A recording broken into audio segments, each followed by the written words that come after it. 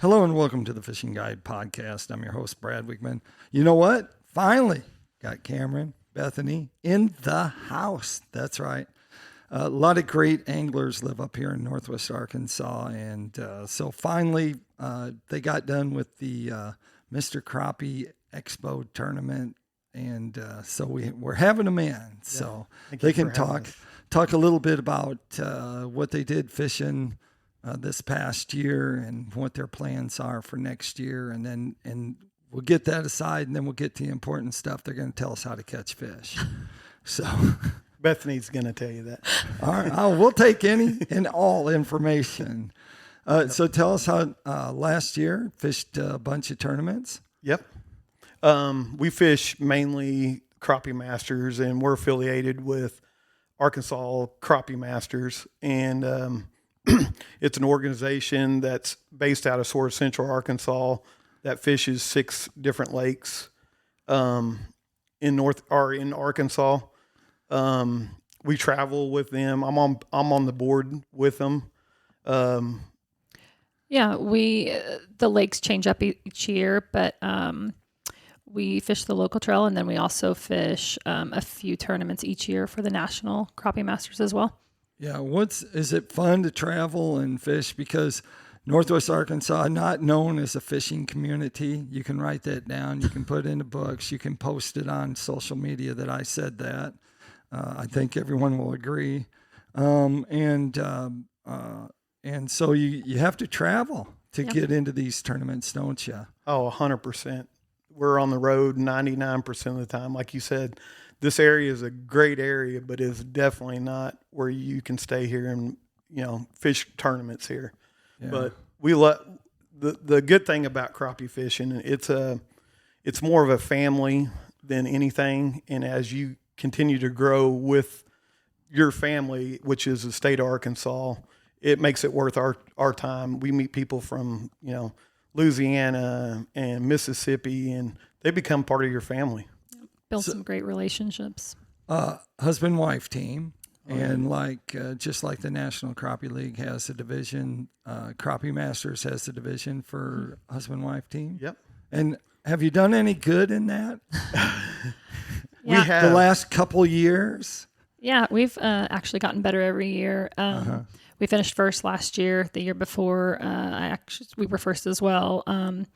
But our goal typically at the end of a season is, on our way home from that last tournament, we talk about what we want to do better next year. And, I think we finished the year before last 5th overall in the state trail. And then, kind of on our way home, we're like, our goal is to be in the top 3. So we finished 3rd overall on the crappie, the state trail this year. Who bumped you off? Who do we need to sabotage? Who snuck in that first and second? I'm telling you, Ruby, was it? No. Well, no, it's not okay. Ruby was right there though. He's an amazing angler as well. But who snuck in front of you? Mr. Baxter. Baxter Wallace, and the then silent assassin. And then Chris Chandler, I believe. Yep. And all right. Dylan. Yep. All right. So they're great anglers. Yeah. Right. Baxter is. He's a great kid. If you ever get to meet him, you'll understand what we're talking about. Well, that'll be my plan to get in the boat with him Yeah. and see what he has and how he likes to fish. So that'd be interesting. So tell us how when you started fishing tournaments, did you go as a husband-wife tournament? I mean, did you start when you started traveling? Did you start? Because I know you probably fished some back a little ways ago. We had some crappie tournaments on Beaver Lake. Did you start there, or did you just jump? So originally, there was a club here that started up, and it piqued my interest, and I sort of went and tried it the first time, and then you're hooked.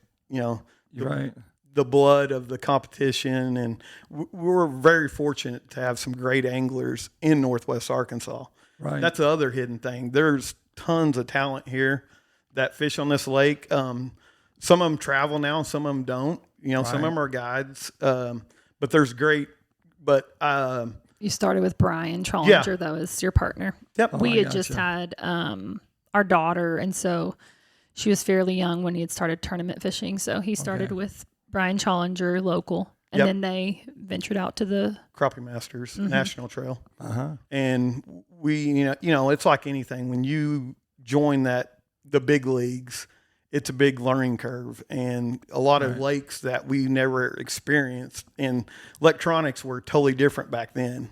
You Right. didn't have live scope. We were side scanning 2D, and we did good though. I mean, overall, me and Brian, we did good, and it piqued her interest with the local club.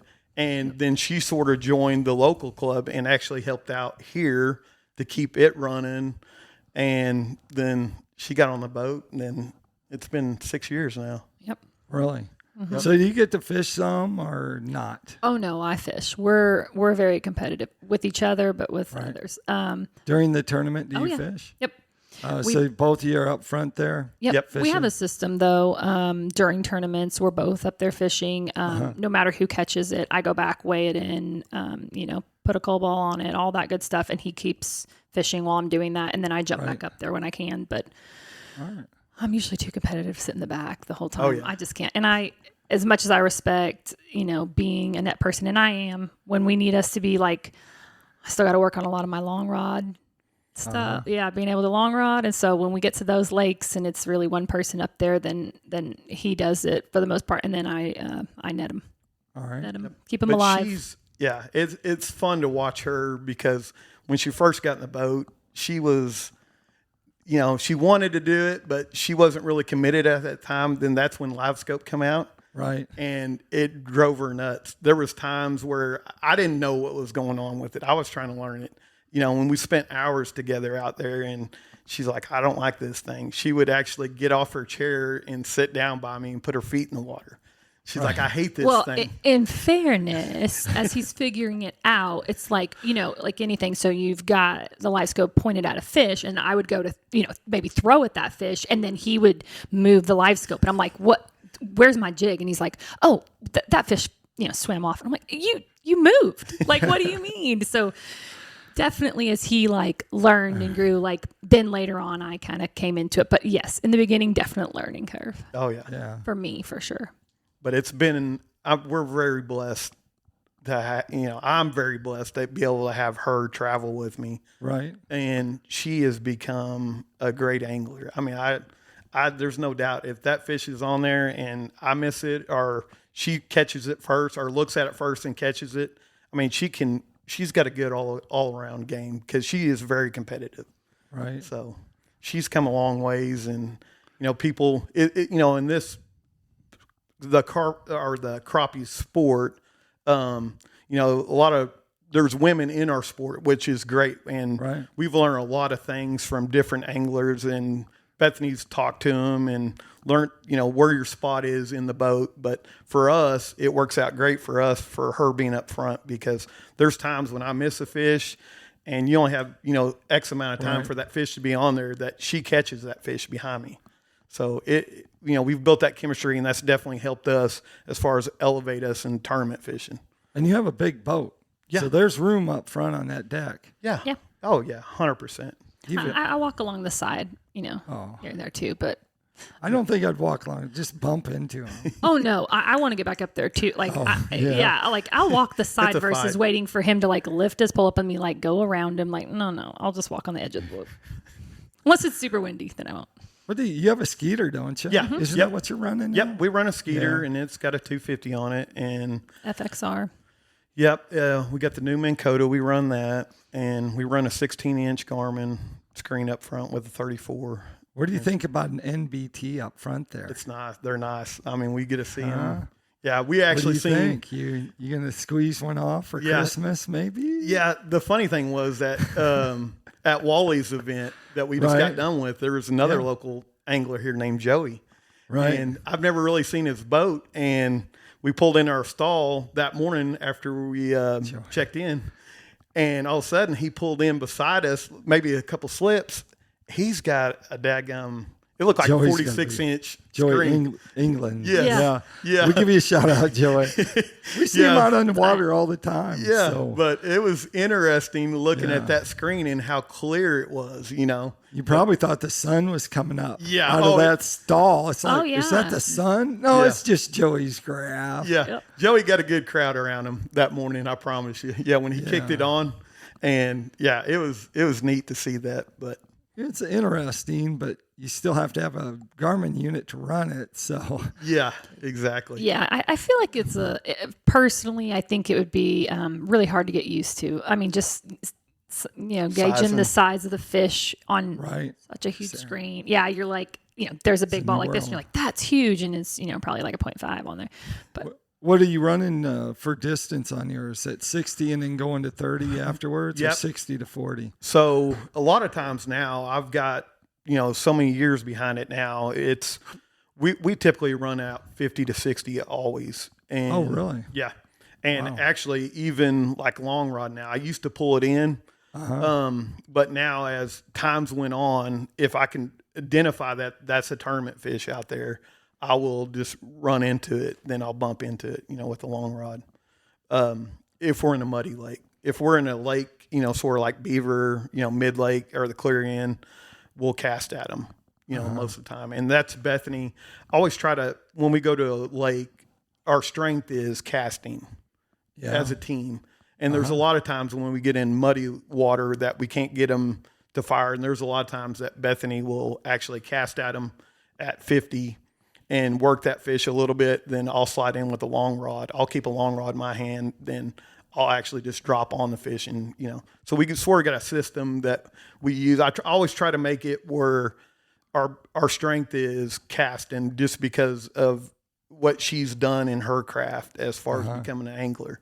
And that's our strong suit as far as casting, like Table Rock, for instance, we found some dirty water in the Kings River. You mean you could only see 8 foot down? Yeah. yeah, Dirty water? Yeah. And, that was a fun week, though, because, we do live on a crystal clear lake, and I don't take advantage of it like I should because, 90% of the lakes we go fish, it's dirt, and I've got where I love it. And, I'm mainly on Beaver Lake. I fish the river arms. Right. Don't really go anywhere else. Like right now, I would love to be out there with the bigger eyes in the mud that flew in this lake because that's when the big ones come out. Yeah.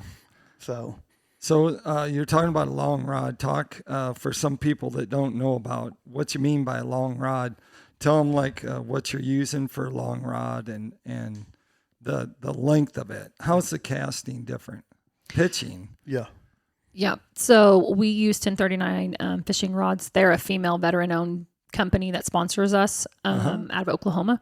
But casting, we use 7-foot casting rods. That's what our go-to. And then when we're long rodding, we actually have a 13.5 foot that we use the most, I would say, but they also have 16 foot, 18 footers. 18, there's a 15, a 12, a 10.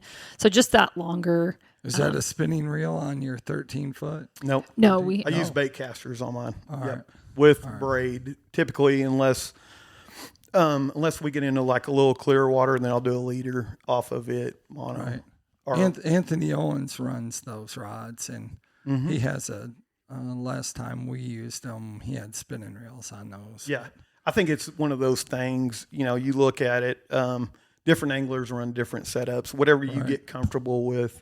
The 13.5 for me is, that's my go-to by far. The 16's great too, when they're getting real finicky and you hit them at live scope at, 25, 30, and all of a sudden they feel that and they're gone, so sometimes the advantage, using longer rods. I mean, you can look at, the main big players that are always on the top of the list. Right. Those guys are running 16 to 18, Right. Constant. And, but that's, you just got to get where you're comfortable with what you're using.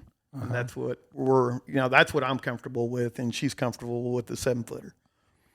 And casting. Casting, yeah. Yeah. Yep. But we've been working on her long rod. Yeah.